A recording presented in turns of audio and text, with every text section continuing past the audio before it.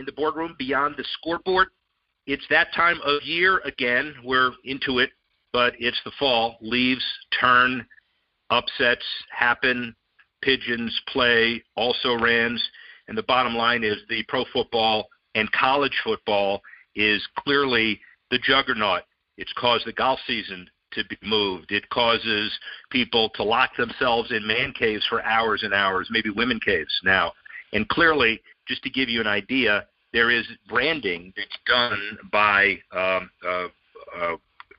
Forbes and others to talk about the most valuable teams as if they were pro. Texas A&M up at the top, and they were talking about revenue at $150 million, and the brand value is significant. You now have many, many indications to find out what the future of college football is. We got the best, recognized as one of the most distinguished leaders and deal makers in the business of college athletics, Bo Heiner, Senior Vice President of Marketing and Events of Octagon. He runs the Atlanta-based office and oversees a team of 12 employees who manage the agency's efforts in college football. Born and raised in Atlanta, he worked at Turner and Delta before joining Octagon 14 years ago. Bo, how are you? 14 years? Yes, indeed. Good morning. I'm good. How are you? Good morning. Well, so you obviously have taken the expertise to another level. Thank you. It is a beautiful day, and that means only one thing. College football, the NCAA continued to grow attendance and viewership and bring in fans year over year for decades. And how has the growth from your perspective and the consistency helped retain and attract new sponsors, new corporate partners? Well, I think you nailed it. I think that all of those performance indicators, from television viewership to engagement numbers to social media, fans following, recruiting, college football has become a full year-round following and passion point. And I think that for brands, for sponsors, that is a obvious attraction. So the challenge for those brands is, how do you plug in? How do you find your niche? How do you find your window to be relevant to a college football fan? And with all of the multiple points of entry, which we'll touch on perhaps a bit later, I think that the growth is exponentially why brands are investing millions of dollars in the sport of college football. It is interesting because attendance, as you're probably aware, has actually seen some dips over the past several years. We've seen some interesting trends that are going to be tested, I think, specifically in the upcoming college football season for things like alcohol sales. Well, alcohol sales at stadiums actually turned the negative trend, or the slight dips in attendance, to a positive for a number of the stadiums and schools that have seen some of that negative attendance. I think, though, it's nominal in the grand scheme of things. I think if you're talking about 70,000 people at a college football game, it's still a highly captive audience that sponsors and brands are keenly interested in trying to engage with. Well, let's follow up with that for a minute, because you certainly have the perspective for the experience. So 14 years at Octagon, but Delta before that, as we said, and Turner before that. So you have the television side covered, the agency side, and obviously the corporate side, a unique perspective, given that even if attendance dips, but we have better ways of measuring fan avidity, we also understand that college sports is unique to versus other sports because of the avidity and the support of alum for their base. We talk about bases now in everything, but fan bases are really important as well. As you, in your prior life, make corporate marketing and activation decisions, how important are those positives that college football brings to the table? They're critically important. In fact, Octagon, this goes way back. We used to have, and still have, a research platform called Passion Drivers, and the major driver of college athletics and college football passion is team devotion, more specifically school devotion. I went to University of Virginia. I bleed orange. I follow University of Virginia football. They struggle. Better stated, I follow University of Virginia basketball. But when are they ever going to have a good basketball team? I mean, Virginia, we've been waiting so long for them to play. Oh, sorry. Congratulations, by the way. No, absolutely. No, it was a landmark year. What a great experience. They have a great coach. Football, on the other hand, has struggled. And, that's a microcosm of, I think, the fan passion that still resonates around a University of Virginia football program year in and year out. Hope springs eternal, as you started saying at the outset. The leaves turn, fans get excited about college football. This could be the year. All those dynamics in play also make collegiate athletics unique.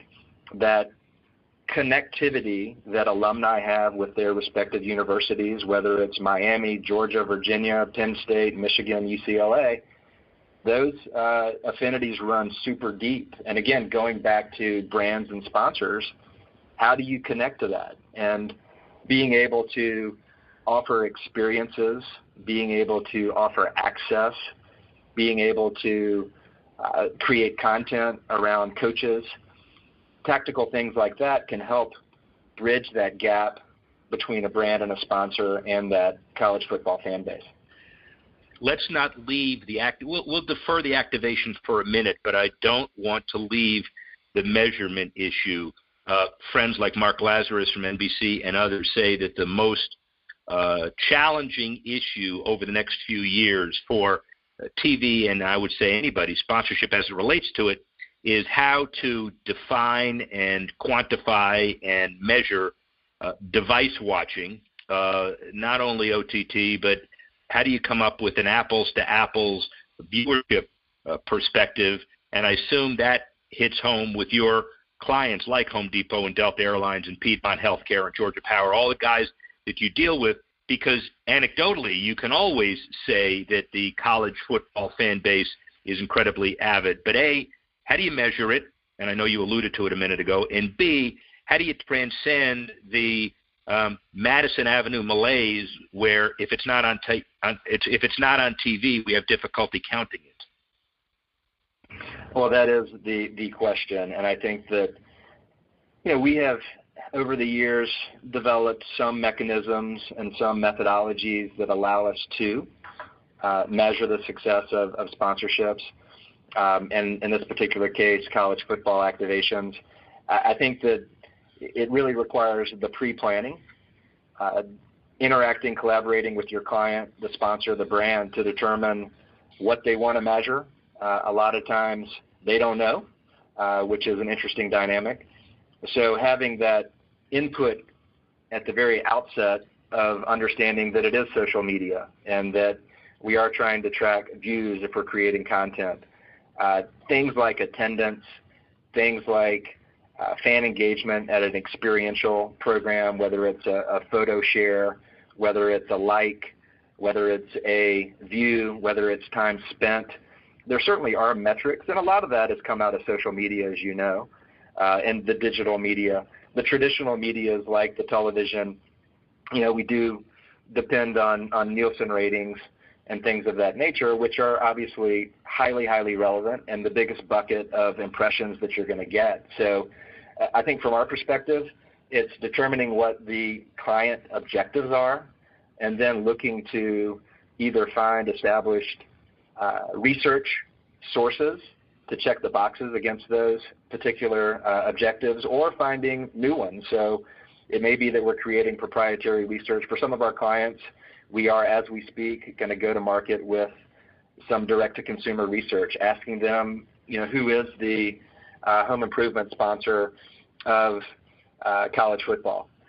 Who is the utility sponsor, the electric sponsor of the University of Georgia? And doing that proprietary research gives us a great baseline to determine the success if awareness, for example, is one of the key objectives for that particular brand's initiative. Well, and you guys at Octagon, obviously, you're an industry leader in measurement in analytics, but you're also an industry leader in brand building.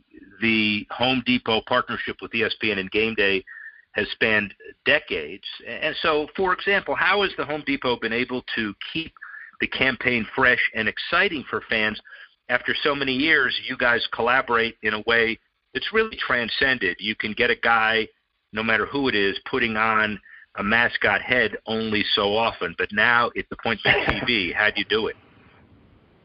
Yeah, that's funny. No, it's so true. That climax moment at the end of College Game Day is iconic, with Coach Corso putting on the mascot head, and that is somewhat timeless. You're right. But to your point, how do we keep it fresh? And, we spend a lot of time, for us, that is not a 6-month project. That is a 12-month project. And we are looking in the off season at what we did well, what we can improve on, what we can enhance, paying attention to new technology. It is such a multifaceted platform for Home Depot around ESPN College Game Day that you're looking not only on air, what can we do on air to enhance the brand recognition. We do work with some of the on-air evaluation methodologies. We work with a company called Futures, and they actually do the on-air evaluation work, and that gives us a lot of insight as to, minutia like logo placement and signage placement and the like. But when we go on site, we're looking at it through a different lens. How are we going to engage the fans the thousands of fans that are attending a College Game Day broadcast on that campus? Over the years, we've always challenged ourselves to try to extend it beyond that 3-hour pregame television show on a Saturday morning. So we've added and layered in Friday campus programming. We have a campus cornhole tournament that we've partnered with Coke, another game day sponsor. We're doing some new on-site fan engagement around some 360 photo technology, photo capture, photo sharing.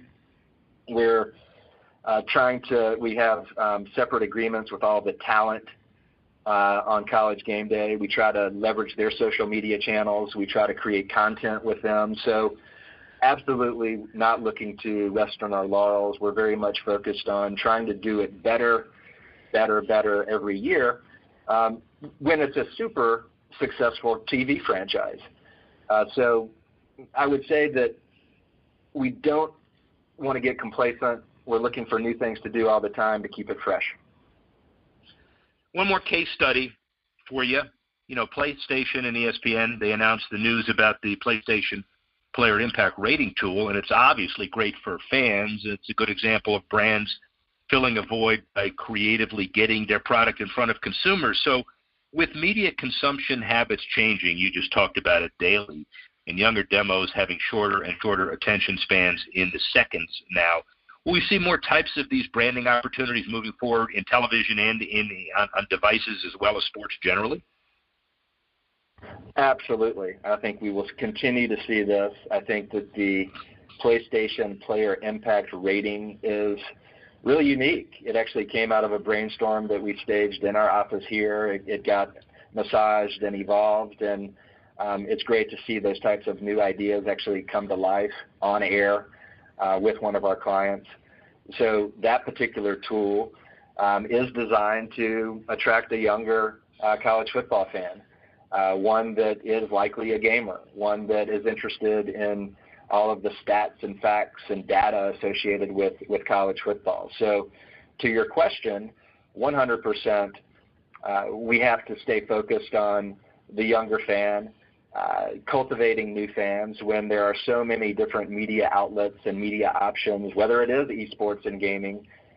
How can we get them to pay more attention to college football in this particular case is very much a objective that we would have and our clients have alike. So absolutely always looking to test different things and look for ways to engage with different target audiences. Awesome. Bo Heiner, one more kind of crystal ball question, mainly for other people in other contexts, but pay for play, athlete eligibility, one and done in basketball, all of those issues that have to be dealt with. From a broader perspective, 5 years from now, where is college sports generally and college football specifically? You're in the weeds daily. I assume you wouldn't be unless you were bullish on the sport, but agree or disagree with me and tell me why. Very much bullish on college athletics, first and foremost. I think that going back to one of the original points, that team devotion, that school devotion is not going to wane. I think that it is an interesting time in college athletics with eligibility, with student athleticism, with all of those dynamics. I look at something like the college football playoff. For me, that's been hugely successful. It's been probably one of the biggest impacts on college football fandom, just creating more chatter, more dialogue, more interest around college football. The TV ratings, the sponsorship investments speak to that clearly.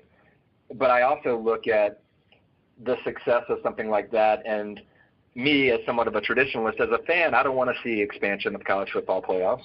Me as a fan, I don't want to see student athletes being paid.